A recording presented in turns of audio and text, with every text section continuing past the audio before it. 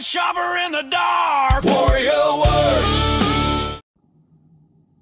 Welcome to Warrior Werks. It's Friday. It's snowing. It's icy out. Pretty long week, so I'm glad the week is at an end. I'm glad that I was able to get some projects done and shipped out. And I want to get this video because of this video out, so I don't have it lingering in the back of my head that I need to do a Whetstone review or a unboxing or a thank you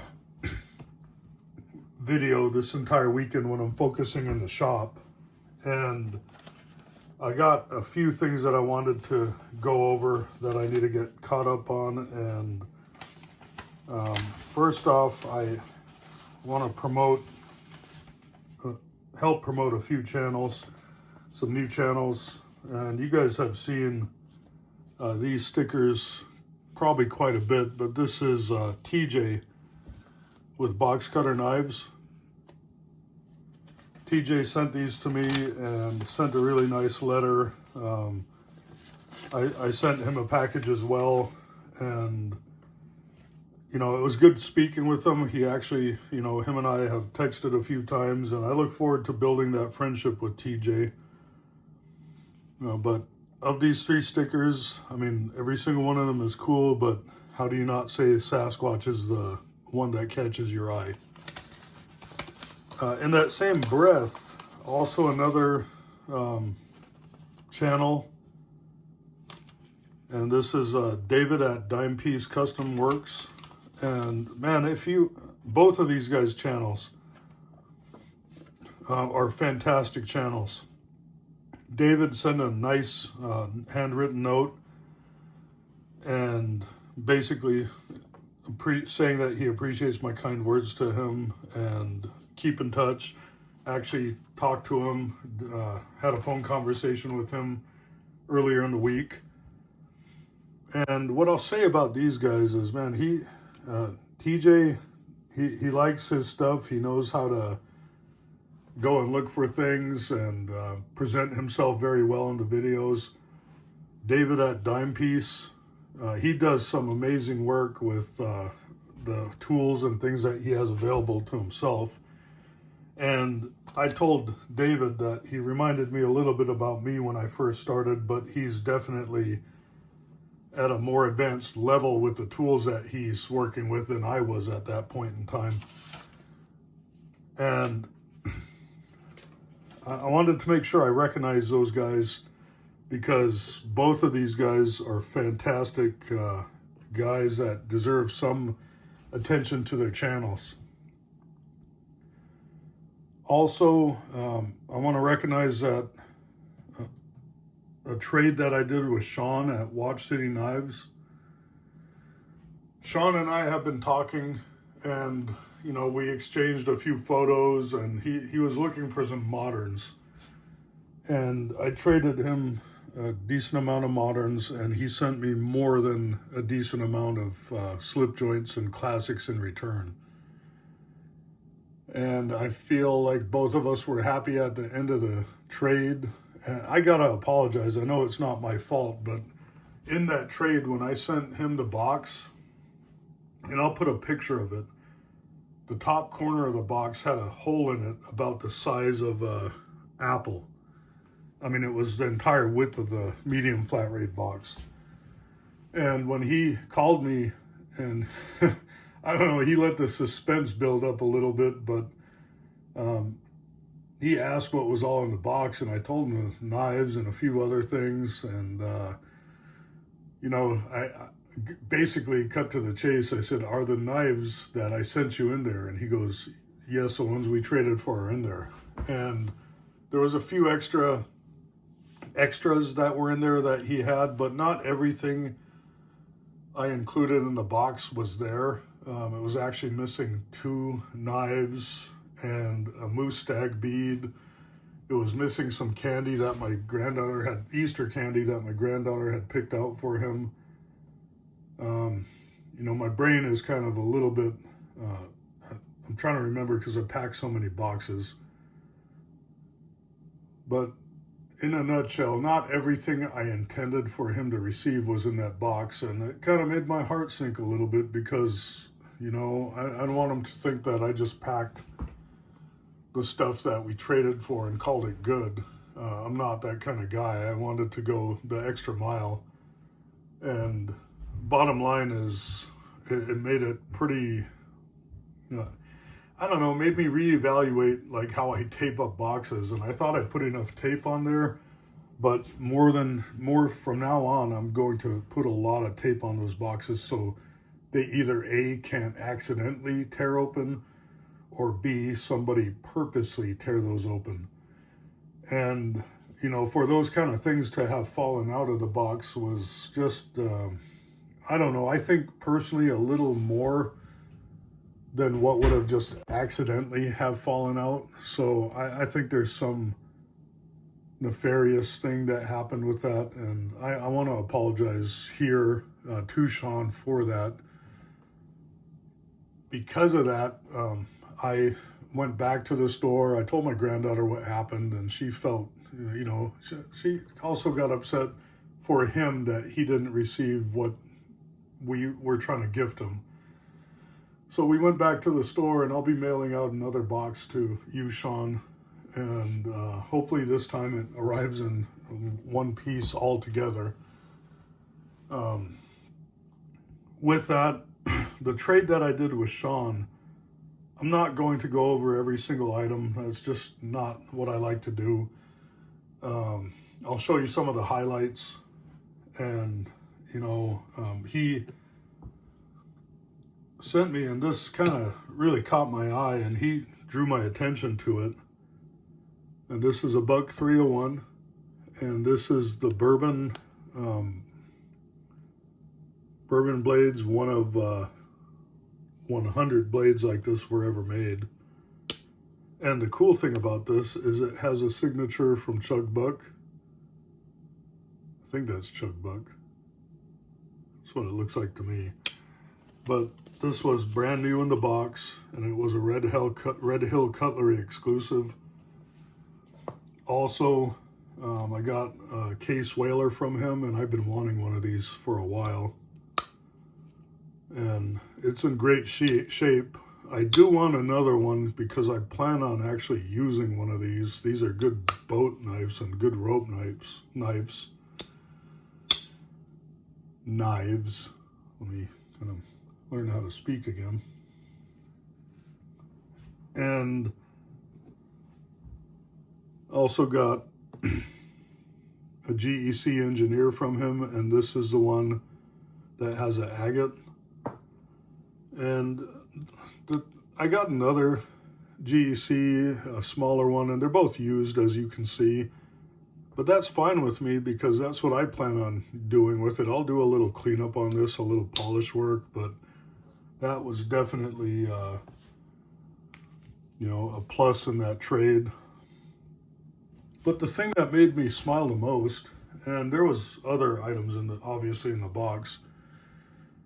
On the very top of the box, he packed a separate portion for my granddaughter, Emma, and he put a few things in there, and quite a few knives, some flashlights, and a few other things that I got to. Emma was home when I got the box, and I got to let her open it up and call and thank him personally for the items that he sent her.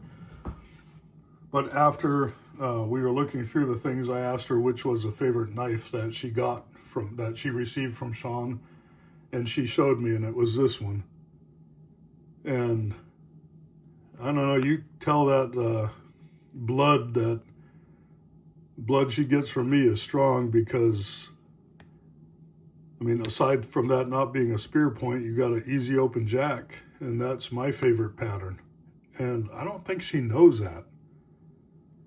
And this is a wild turkey cutlery, so it's real bone, and it's yellow bone. It has the black jigging on there, kind of almost looking like a little bit like barbed wire. Has some file work on the spine and the blade.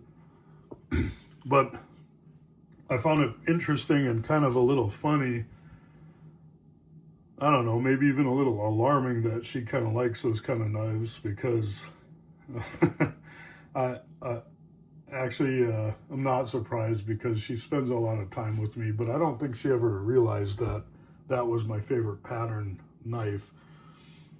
And you guys will see later on in the video how that kind of made me smile a little more because of that. Shawn, you're a gentleman. You're honest to your word. The items that we discussed in trade and we agreed upon, you honored your portion of the trade, as did I. And I apologize for the inconvenience of what happened to your post office box, the box that you received from the mail. And I'll do my best to make it right with you. But I am happy the meat and potatoes of what we traded for were in the box. Moving on to a couple purchases, and then I'll get this video wrapped up, hopefully in less than 20 minutes. eBay find. This is an LB7,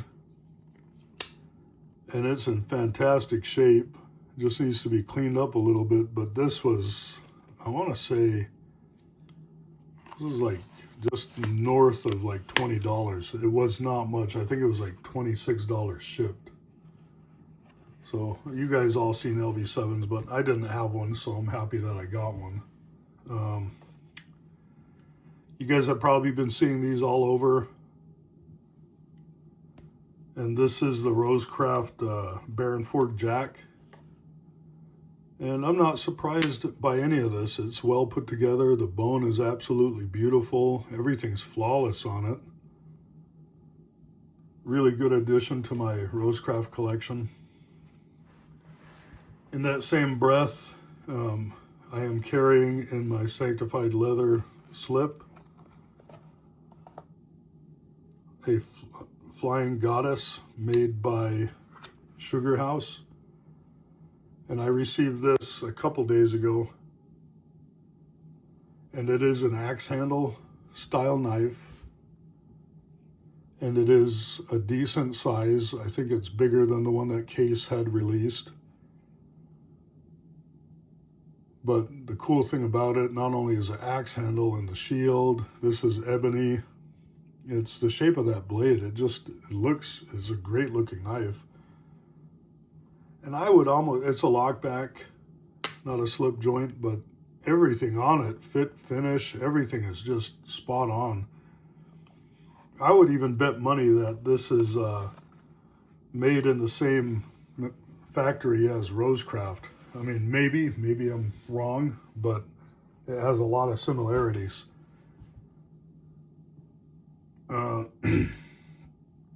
Excuse me.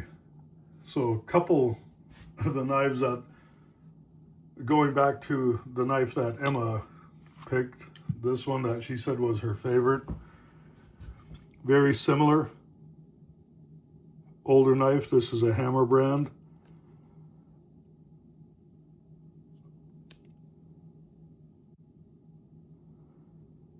And on the secondary blade, it says New York Knife Company, Walden. Only thing I can really see is that chip right there. And this side, the secondary blade spring is a little proud. But there's a lot of really good snap. Good long pull. Beautiful spear point. This thing is like razor sharp. I mean, geez, that's super tacky. Fluted bolsters. Just a beautiful example of an old knife. And I also received this. So,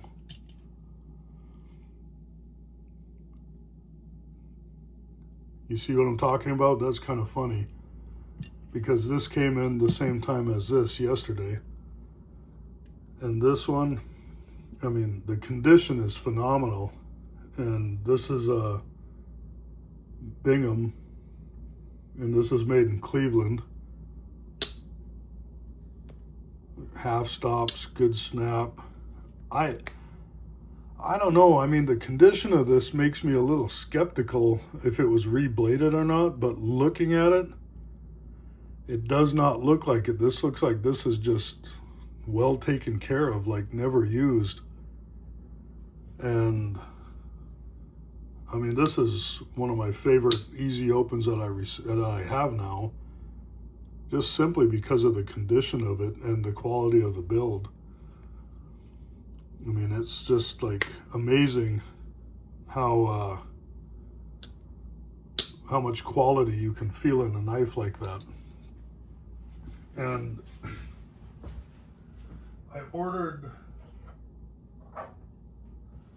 so my friend Martin sent me this knife. It's a RH4. Has no scales, no handles, and I found this on eBay. The blade's a little worn down, but you know, it's not that bad. It's still a good example. Beautiful bone. My intention was to take these out and swap out handles, but the pins don't line up, and the knife is slightly different on each one. So I think what I'm going to do is just make some kind of handles for this and just keep this one the way it is. I mean, it's gotten to this point 100 years and nobody's messed with it, so I think I'm gonna respect that fact and leave that one alone. I think that goes over most everything that I wanted to, that I received, that I wanted to talk about. Oh no, I'm sorry. I do have one more, and this came in.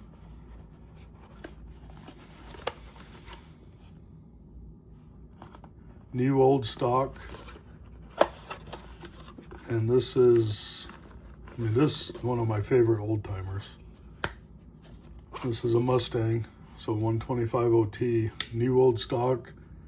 Just has some light surface rust on the blade on both sides and some tarnishing.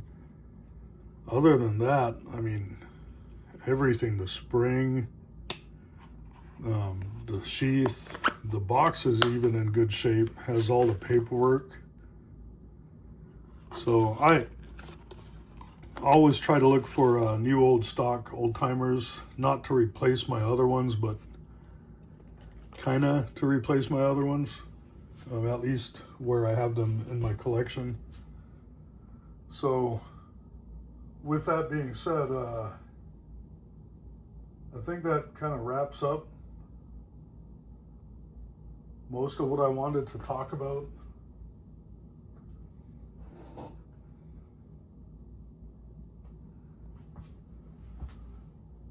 Forgive me, you guys. I haven't said this, but I'm kind of my room that I'm in, that I keep my knives displayed in, is an absolute mess.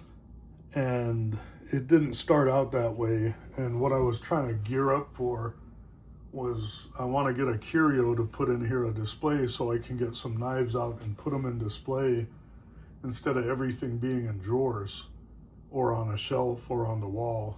And long story short is I had found one, didn't turn out to be what I wanted, but I started moving things and taking things apart in preparation for it to get here. So I was scrambling trying to locate another one, and I found one, but the guy's kind of been a little wishy-washy, and I don't know if that's going to pan out.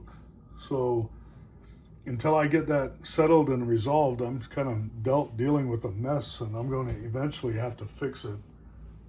And I don't know if I'll ever do a tour of my room. I might do little bits and pieces of it, but for those of you with collections, like especially you know, that you have somewhere, it's a personal space, and it took a lot for me to get over that in my shop, and it's a little more in this space, but depending on how time goes, I might little by little show you guys kind of how this looks back here, especially if after I feel it looks acceptable. Definitely not now. You guys would think that I'm completely unorganized and I don't know what I'm doing with storage and things like that, and I'm not that kind of person. I'm pretty organized, and this is driving me crazy. Well, it's Friday. I wish you guys a great weekend. I'm going to be heading into my shop to take care of a few things, get some more projects moving in the right direction, and try to film a few other things, a few projects I think you guys might find interesting. You guys take care. You guys stay warm. You guys stay safe. And shout out again to TJ, to David, to Shawn at Watch City Knives. I appreciate you gentlemen. You guys are great guys, and I look forward to continuing the friendship and developing the friendship. Thank you. Guyana. Warrior Werks, where the steel gets a second life.